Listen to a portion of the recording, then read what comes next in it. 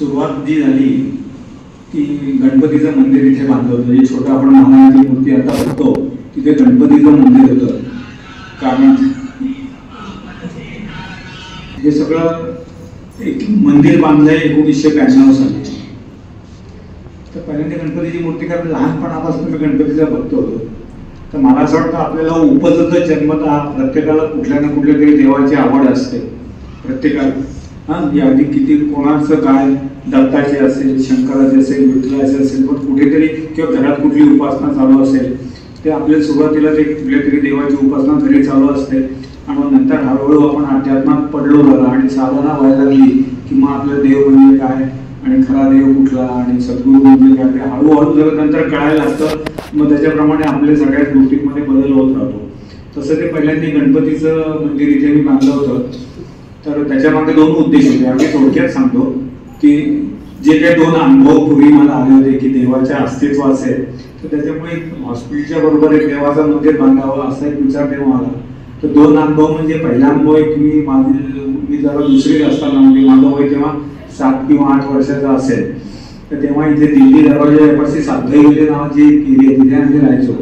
तर तिथे लहान असताना मी बहिणीबरोबर गोट्या खेळत होतो आणि तिथे आमच्या त्या ह्याच्यात समोरच घराच्या समोरच आड होता. ते जुने वाडे सगळे ही आता ही गोष्ट आहे साधारण 1965 सालची वगैरे. जुने वाडे मोठा आड होता तिथे आमच्या घरासमोरच आणि तिथे आम्ही तात्पुरता असा पत्रावर टाकला होता. तोही गंजलेला, त्याला भोकं पडलेली असं तसं. तर खेळता खेळता एक गोटी त्याच्यावरती पडली. तर तेव्हा काही कळत नव्हतं की हा पत्रा गंजलेला आहे, तुटेल, आत जाईल वगैरे. पण आपल्या गोटीवर प्रेम जास्त म्हणून ती गोटी त्याच्यावर पडल्यामुळे मग मी त्या पत्र्यावर उडी मारली आणि ती गोटी घ्यायच्या नादात तो पत्रा तुटला आणि घसरला. तो बंदीत ठेवलेला नव्हताच आणि तो खाली गेला आणि मी पाण्यात पडलो होते. म्हणजे रविवारची दुपार होती, शांत होतं आणि काही कोणी लोक वगैरे नव्हते. तर तिथे ते बराच अर्धा पाऊण तास तसाच गेला. ते काही कोणी उतरायला काय होईना. हळूहळू ती गर्दी झाली त्याला.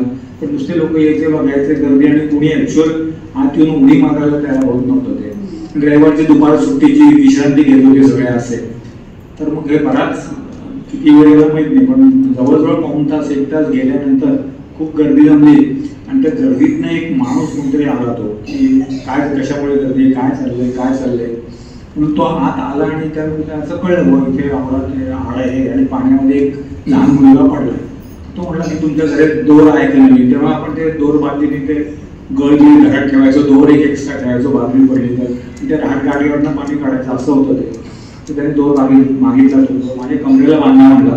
त्याच्या कमरेला तो दोर बांधला धरा म्हणत होते लोकांनी आणि त्यांनी ती उडी मारली आणि तो उडी मारली अर्धा खाली ते असेल पाण्यात ते त्याने उचललं वरती काढलं 10 मीटर वर काढलं आणि मग नंतरचं मला एवढं आठवत नाही पण नंतर काही लोकांनी ते उलटं केलं, घरा फिरवलं, पाठीत मारलं, ते पाणी बिणी सगळं काढलं. तेव्हा काही एवढं डॉक्टर आणि हॉस्पिटलमध्ये नेणं काही एवढं गंभीर प्रकरण नव्हतं. कुठेतरी जनरल प्रॅक्टिशनर आले काय ते डॉक्टर त्यांनी थोडं बघितलं काय आणि मग त्याच्यात मी ठीक झालो सगळं नंतर ते. आणि नंतर तो गेल. त्याच्यानंतर मग आमचे वडील शोधत होते त्याला की अरे बाबा कोण मनुष्य आला हा, काय त्याला जरा काहीतरी चहा पाणी द्यावं, खायला नाश्ता वगैरे बघावा. तर तो केव्हाच निघून गेलेला होता. त्याच्यानंतर विचार करताना ते कसं असतं ते आपल्याला सगळं आयुष्याचं गणित आपण जरा म्हातारे व्हायला लागलो की सुरुवातीला आपलं काही तसं कळत नसतं तरुणपणी. पण मला असं वाटतं तरुणपणीत जर आपण एक गृहीत धरलं की आपल्या जीवनाचं सूत्रधार कुणीतरी आहे, देव म्हणा, गुरु म्हणा. गुरूंच्या बद्दल एवढं कळत नाही लवकर पण देवाबद्दल आपल्याला प्रेम असतं ते हळूहळू करायला लागतं नंतर. तर ते गृहीत धरलं तर जसं आपण बीजगणितात एखादा क्ष गृहीत धरतो ना तसं जर ते सुरुवातीपासून आपण गृहीत धरलं तर नंतर त्याचा अर्थ कळतो. म्हणजे आता या स्टेजला आपल्या लक्षात येतं. आता काही सांगावं लागत नाही की तो कोण मनुष्य होता, काय आला आणि कसा ते वाचला वगैरे. कारण तो प्रसंग गंभीर होता. मग त्याच्यानंतर माझ्या लक्षात आलं की हे काहीतरी देवाचं अस्तित्व आहे. मग नंतर माहिती आहे आम्हाला 12वीला आम्हाला मी BJ मेडिकलला मला ऍडमिशन मिळाली पुण्याला. तर तेव्हा 12वीच्या आणि FYच्या बॅचेस एकत्र आले होते. त्यामुळे भयंकर कॉम्पिटिशन होती आणि सगळे हुशार मुलं सगळे एकत्र आले होते आणि 12वीला 1,400 सीट्स दिल्या होत्या. आमच्या FYला 75 सीट दिल्या होत्या. तर त्याच्यामुळे खूप कॉम्पिटिशन होती. ऍडमिशन मिळणं MBBSला खूप अवघड होतं. आमच्या आईची खूप इच्छा होती मी सर्जन व्हावं म्हणून. तर मग आम्ही अभ्यास माझ्या पद्धतीने करायचो. पण खूप टफ ऍडमिशनमध्ये अगदी सहजपणे BJ मेडिकलची तो दिवस अजून आठवतो. मी ते तारेची वाट बघत पोस्टमनच्या वेळेला वाट बघत बसायचो की आज तारीख उद्या ऍडमिशनची आणि तो एक दिवस आला की ज्यावेळेस तो आला आणि त्याने ती तार दिली होती BE मेडिकलची की you are admitted in this college and come with the certificates, आणि त्या 250 रुपये फी होती तेव्हा आम्हाला, तशी तार आली होती ती. त्यामुळे ती एक ॲडमिशन अगदी सहज मिळाली. आणि नंतर दुसरी जी MS ची ॲडमिशन आहे त्यावेळेस पण असं खूप कॉम्पिटिशन अवघड होतं सर्जरीला, कारण तेव्हा फक्त 8 सीट्स होत्या MS साठी आणि त्यात ओपन मेरिटला फक्त 4 होत्या आणि बाकीच्या रिझर्व होत्या. म्हणजे 4 मध्ये आपला नंबर लागणं खूप अवघड होतं आणि खूप इच्छा होती माझी पण आईची की सर्जन व्हावं म्हणून. तर मग तेव्हा पण अभ्यास केला होता आणि खूप प्रयत्न केले होते. परंतु आम्हाला तेव्हा सर्जरीचे 2 पेपर असायचे.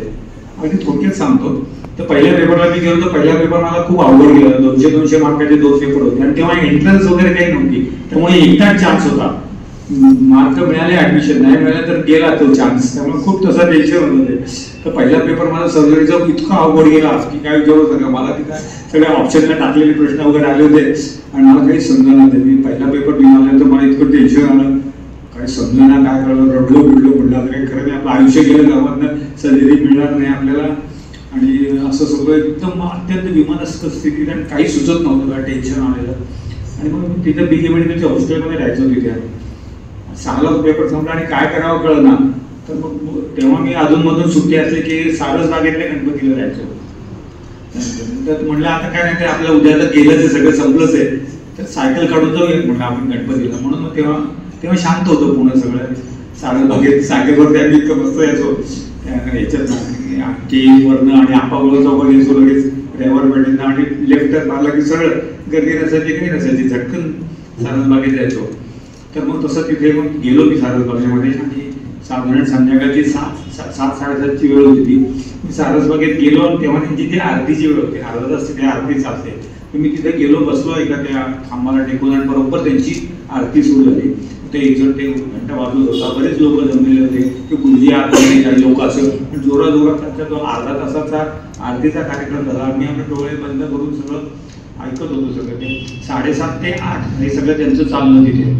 पण त्या अर्धा तासाचा त्या माझ्या मनावरती इतका परिणाम झाला, छान डोळे बसलो होतो की 7:30 वाजता जो मी होतो ना, आतला ती आरती ऐकल्यानंतर जरा एकदमच बदल झाला. आणि मला असं वाटलं की नाही, आपण असं एकदम हिंमत हारून चालणार नाही, आपल्याला काहीतरी करावं लागेल, अभ्यास करावा लागेल, काहीतरी करावं लागेल, प्रयत्न.